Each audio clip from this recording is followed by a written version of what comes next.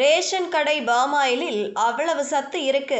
எதையுமே சாதாரணமாக நினைக்காதீங்க. இது தெரிஞ்சா ரேஷன் பாமாயிலை விடவே மாட்டீங்க.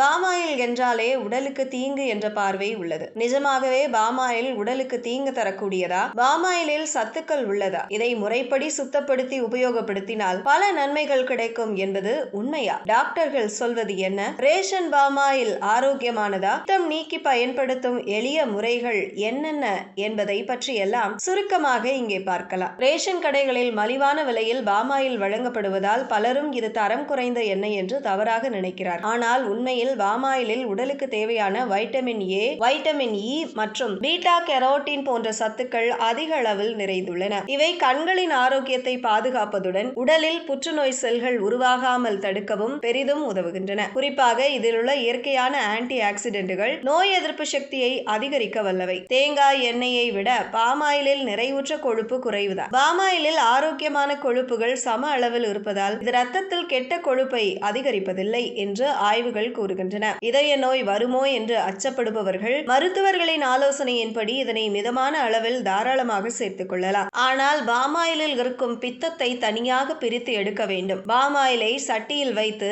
அதில் இஞ்சி மற்றும் புளி இரண்டையும் போட்டு நன்கு கொதிக்க விட வேண்டும். பின்னர் இஞ்சி புளி கருப்பு நிறமாக மாறியதும் அதை எடுத்துவிட்டு பாமாயிலை வடிகட்டி பயன்படுத்த வேண்டும். பாமாயிலை அப்படியே பயன்படுத்தினால் உடலில் பித்தம் அதிகரிக்கும். இதனால் சிலருக்கு தலை சுற்றல் அல்லது மயக்கம் போன்ற உணர்வுகள் ஏற்படலாம். எனவே ரேஷன் பாமாயிலை வாங்கியவுடன் அதனை சுத்திகரிப்பு செய்துவிட்டு பயன்படுத்துவதே சிறந்தது.